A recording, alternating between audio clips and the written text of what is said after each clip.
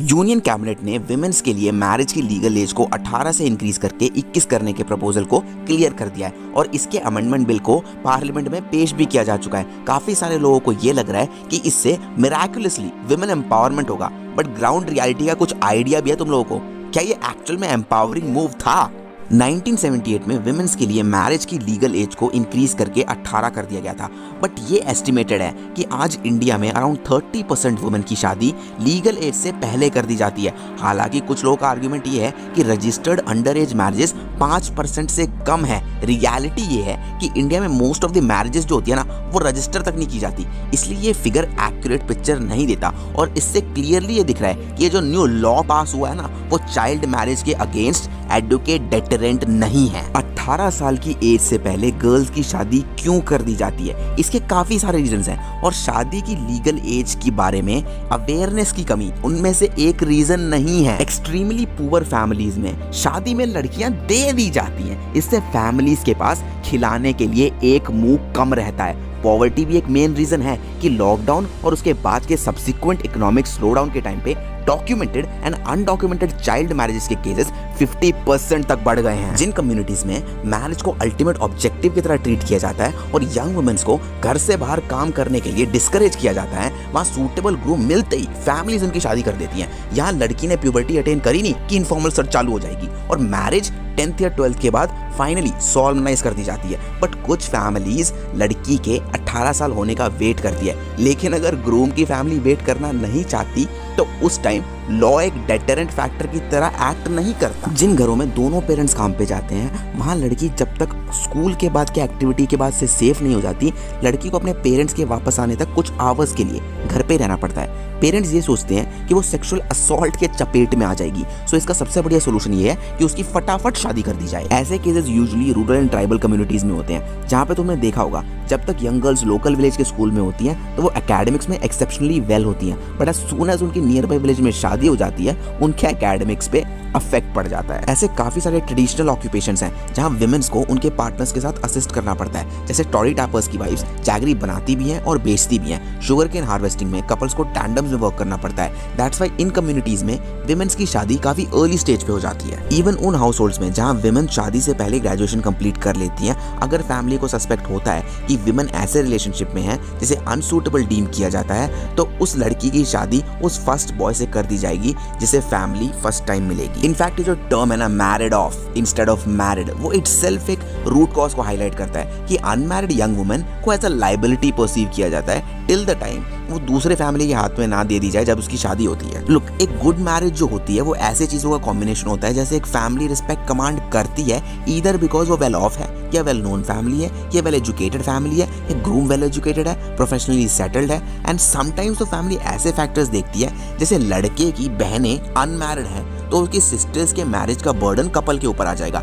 Usually जो एक family expect करती है वो भी एक मेजर रोल प्ले करता है। देखा जाए तो ये सारी चीजें सब्जेक्टिव हैं and both bride and groom दोनों के लिए ये चीजें डिमीनिंग है। अर्ली मैरिज का रूट कॉज 3 फोल्ड है। फर्स्ट तो एजुकेशन पे place lack of value, second young women की सेफ्टी पे कंसर्न, एंड फाइनली थर्ड एक गुड मैरिज के societal expectation. Now legal age of marriage को 18 से 21 करके क्या एज ऑफ मैरिज इंक्रीज होगी? लेट्स सी, फॉर एग्जांपल एक फैमिली की एक यंग वुमेन को लेते हैं जहां वुमेन की मैरिज यूजुअली हाई स्कूल से ग्रेजुएट होने के बाद 18 साल की एज में कर दी जाती है। लॉ मेकर्स की एक्सपेक्टेशन ये है कि अब वो फैमिली वुमेन्स को अंडर ग्रेजुएट स्टडीज कंप्लीट करने देंगे, जिसकी वजह से शादी से पहले उसके पास बैचलर्स डिग्री होगी। रियलिटी ये है कि फैमिली नहीं चाहती कि लड़की कॉलेज जाने के लिए लॉन्ग डिस्टेंस ट्रैवल करे और पेरेंट्स को ये भी डर लगा रहता है कि कॉलेज में जो लड़की को फ्रीडम मिलेगी उसका वो पोटेंशियली मिसयूज करेगी। एंड फाइनल डर तो ये है कि अगर उसने अपनी ग्रेजुएशन कंप्लीट कर ली तो शादी के लिए वो ओवर क्वालिफाइड हो जाएगी। नाउ लेजिस्लेशन ने जो विमेन के लिए ऑब्जेक्टिव सेट किया है वो उसे कभी अचीव नहीं कर पाएंगे।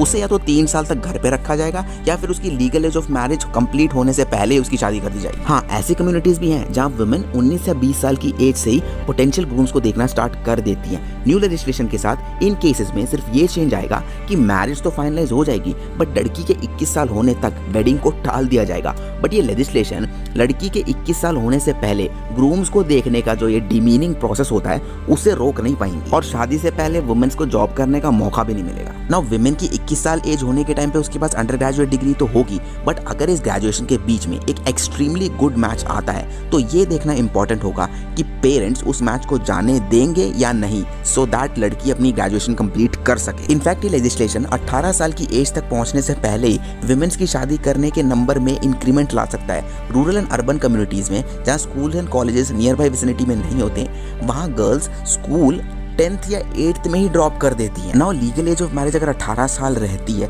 तो गर्ल्स की फैमिली वेडिंग को सॉल्वनाइज करने के लिए 2 साल तक का वेट कर सकती है। बट अगर लीगल एज ऑफ मैरिज 21 हो जाती है तो फैमिली सर्टनली 5 साल वेट नहीं करेगी और लड़की की 18 साल की एज होने से पहले उसकी शादी कर देगी। न्यू लेजिस्लेशन की वजह से लीगल एज से पहले शादी करने वाली वुमेन्स के नंबर में डेफिनेटली इंक्रीज आएगा और वुमेन जिस कंडीशन में करंटली है ये लेजिस्लेशन उन्हें और वल्नरेबल बना देगा। नाउ तुम ये आर्गुमेंट कर सकते हो कि new legislation automatically age of marriage को नहीं बढ़ाता बट कोई भी लेजिस्लेशन ना होने से बेटर है कुछ ना कुछ लेजिस्लेशन का होना। बट ये आर्गुमेंट इस फैक्ट को अकाउंट में नहीं लाता कि ये लॉ वुमेन के अगेंस्ट भी यूज किया जा सकता है। अब मैं बताता हूँ ये अगेंस्ट कैसे वर्क करेगी। जब वुमेन किसी के साथ रिलेशनशिप में होगी और फैमिली उस रिलेशनशिप को अनसूटेबल डीम करेगी, नाउ न्यू लॉ की वजह से कॉम्प्लिकेशन से बचने के लिए कपल्स को शादी से पहले वुमेन के 21 साल तक के होने का वेट करना पड़ेगा। बट अगर फैमिली को रिलेशनशिप का डाउट होता है तो legal age of marriage complete होने से पहले ही वो वुमेन की शादी कर देंगे बिकॉज पास्ट एक्सपीरियंस से हमें पता चल चुका है कि अगर कोई थर्ड पार्टी वुमेन की फैमिली के अगेंस्ट केस रजिस्टर करते हैं तो उन्हें अथॉरिटीज का सपोर्ट नहीं मिलता। That's why legislation young women की एजेंसी उससे छीन लेगा और फिर उसे लीगल हेल्प लेना भी बहुत मुश्किल हो जाएगा बिकॉज उसे ये डर रहेगा कि अगर उसने कंप्लेन कर दी तो उसके नेटल फैमिली के अगेंस्ट काउंटर केस फाइल हो सकता है बिकॉज उसके नेटल फैमिली ने ही उसकी लीगल एज कंप्लीट होने से पहले उसकी शादी कर देगी। देन फिर वुमेन का प्रेगनेंसी के टाइम पे मेडिकल हेल्प लेना मुश्किल हो जाएगा और even if she want to terminate the pregnancy वो भी नहीं हो पाएगा। नहीं तुम खुद सोचो ये सब क्या दिखा रहा है। मैरिज की मिनिमम एज को 18 से इंक्रीज करके 21 करने की मार्जिनल यूटिलिटी इस फैक्ट के कंपैरिजन में इनसिग्निफिकेंट है कि यंग वुमन पोटेंशियल अब्यूज के लिए ज्यादा वल्नरेबल होगी। अब तुम पूछोगे कि सोल्यूशन क्या है अगर लेजिस्लेशन की वजह से एज ऑफ मैरिज इंक्रीज नहीं हो रही तो क्या हम कभी एज ऑफ मैरिज को इंक्रीज कर पाएंगे? ऑफ कोर्स कर पाएंगे। एक सस्टेन्ड कैंपेन जो मल्टीपल स्टेक होल्डर्स के साथ काम करेंगे एंड सोशल चेंज लाएंगे और ये कैंपेन 3 लेवल्स पे वर्क करेगा। फर्स्ट, यंग वुमेन को एजुकेट एंड एम्पावर करना सो दैट वो अपने राइट्स के लिए लड़ने के लिए सफिशिएंट एजेंसी डेवलप कर पाए। सेकंड, यंग वुमेन के पेरेंट्स को अवेयर करना सो दैट वो अपने डॉटर को एजुकेट करने की इंपॉर्टेंस को लर्न करें और ये इंश्योर करें कि उनकी daughter economically and emotionally independent है। And finally third, community level पे एक्सेप्टेंस कि विमेन सोसाइटी के एक प्रोडक्टिव मेंबर होती है और इस बात को दिमाग में घुसा लेना कि विमेन के लिए मैरिज कोई एंड गेम नहीं होता। नाउ एक बार अगर ये 3 pronged अप्रोच कम्युनिटी लेवल पे ले ली जाती है तो फैमिलीज एंड यंग वुमेन दोनों को गर्ल एजुकेशन की इंपॉर्टेंस समझ आ जाएगी और ये भी समझ आ जाएगा कि इकोनॉमिक वैल्यू क्रिएट करने के मामले में विमेन मेन जितनी ही केपेबल है। और अगर ये सारी चीजें हो जाती हैं तो age of marriage organically increase हो जाएगी। ये सब समझने के बाद भी तुम मुझसे कमेंट में आके ये आर्ग्यू करोगे कि अगर यंग वुमेन इस लेजिस्लेशन से बेनिफिट ले रही है तो it is worth while, right? हालांकि ये आर्गुमेंट फेड अवे हो जाता है जब तुम इस फैक्ट को कंसिडर करते हो कि ये लेजिस्लेशन यंग वुमेन की एजेंसी को ही ले लेगा और उन्हें इमोशनल एंड फिजिकल अब्यूज के लिए ज्यादा वल्नरेबल बना देगा। बिकॉज हिस्ट्री में तुम देख चुके हो कि एक लॉ को इनैक्ट करना चाइल्ड मैरिज को रोकने के लिए इनफ नहीं था। चाहिए क्या? एक सस्टेनेबल बिहेवियर, कम्युनिटी लेवल पे कम्युनिकेशन को चेंज करना और ये इंश्योर करना कि कम्युनिटी ये रियलाइज करे कि गर्ल चाइल्ड को एम्पावर एंड एजुकेट करना इंपॉर्टेंट है। बिवेयर, ये वो लड़ाई है जिसे हमें सोशल पर्सपेक्टिव से लड़ना होगा। लुक, मैरिज को डिले करने की अवेयरनेस क्रिएट करने की जरूरत है। ये यंग वुमेन के रिप्रोडक्टिव हेल्थ और उसके एजुकेशन दोनों के पर्सपेक्टिव से बेनिफिशियल होगी। जब तक ये चीज अचीव नहीं की जाएगी